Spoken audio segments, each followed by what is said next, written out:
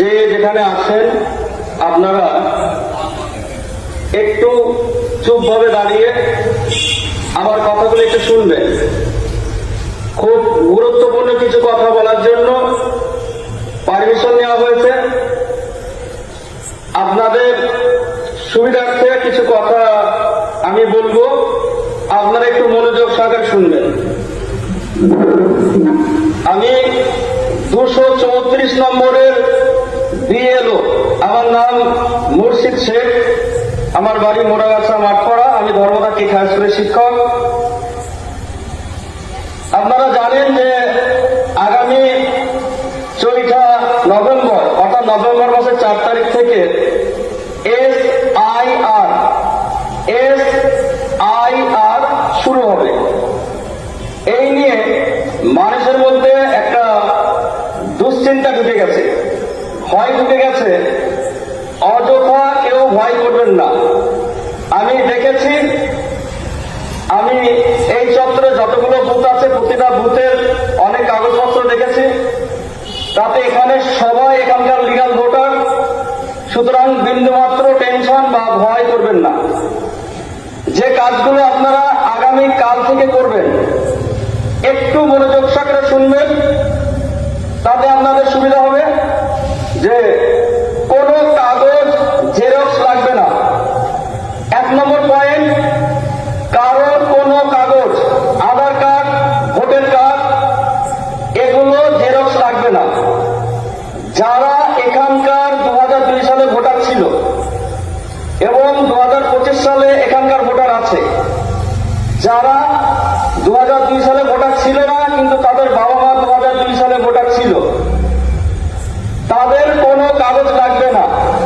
আবার বলছি, যাদের বাবা মা 2002 সালে এখানকার ভোটার ছিল তাদের, এবং যাদের ভোটার 2002 সালে ছিল তাদের কোনো কাগজ জেরক্স লাগবে না। কোনো কাগজ জেরক্স করবেন না। শুধুমাত্র একটা কাগজ, 2002 সালের ভোটার লিস্টের যে পেজে আপনার নাম আছে সেই পেজটা জেরক্স করে কাছে রাখেন।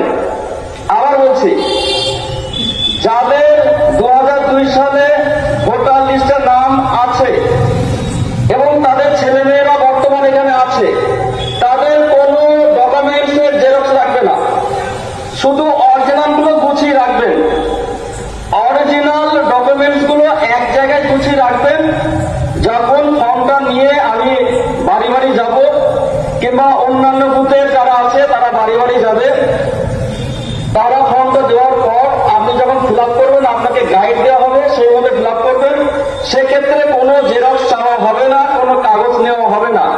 শুধুমাত্র অরিজিনাল কাগজগুলোর সঙ্গে আপনি যেটা ফিল আপ করবেন সেটা একবার মিলিয়ে নেওয়া হবে। বোঝা গেছে কি বললাম?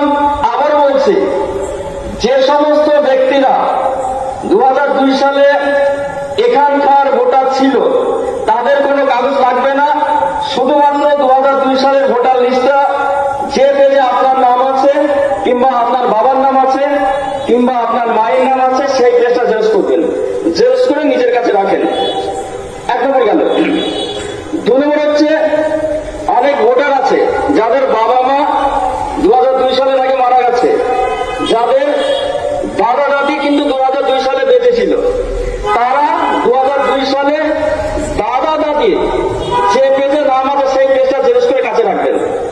আবার বলছি, যে সমস্ত ভোটারদের বাবা মা 2002 সালে আগে মারা গেছে কিন্তু তাদের দাদা দাদি 1জন কিংবা 2জন জীবিত ছিল, তাদের যে পেজে নাম আছে বা ছিল সেই পেজটা জেরক্স করে কাছে রাখেন।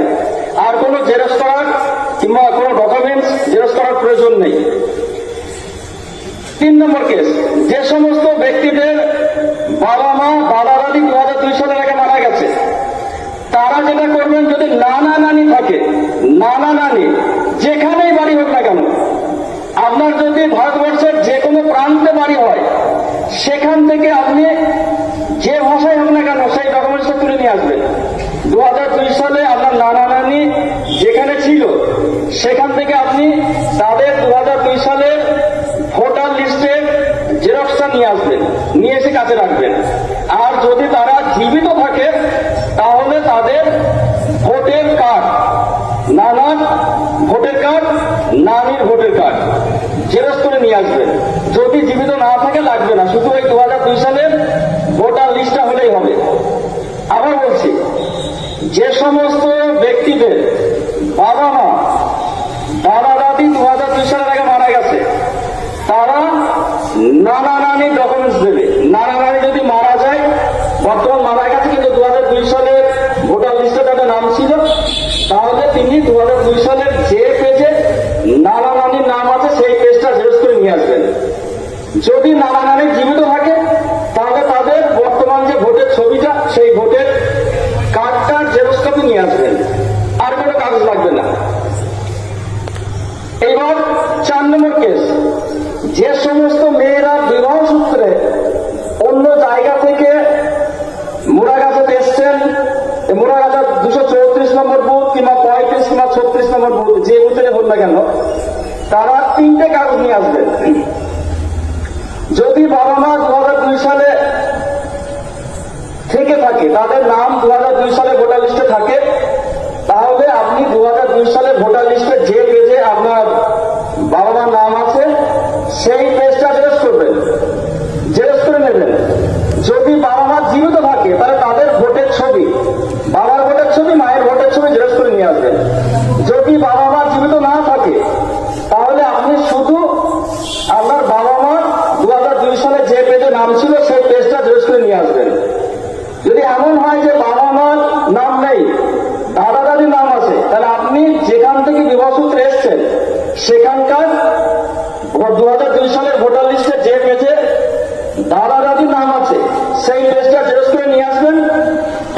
তারা যদি জীবিত থাকে বর্তমান, তাহলে তাদের ভোটার কার্ডটা জেরক্স করে নিয়ে আসবেন, তাছাড়া আর কোনো কাগজ লাগবে না। এবার যাদের বাবা মা দাদা দাদি দুজনই 2002 সালের আগে মারা গেছেন, যে সমস্ত বিবাহিত মহিলাদের যারা বিবাহ সূত্রে এখানে এসছেন, তাদের যদি নানা নানি বেঁচে থাকে তাহলে আপনি আপনার নানা নানির যে বুথের ভোটার ছিল 2002 সালে সেই বুথ থেকে তাদের যে পেজে 2002 সালের ভোটার লিস্টে নাম আছে সেই পেজটা জেরক্স করে নিয়ে আসবেন।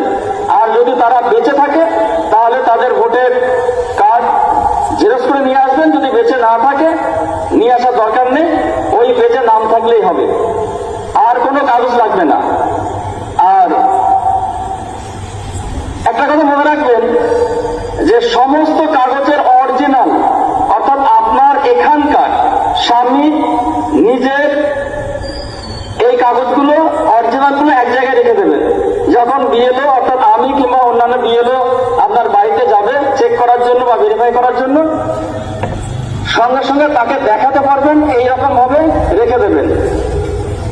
5 নম্বর পয়েন্ট, একটা ছবি লাগবে।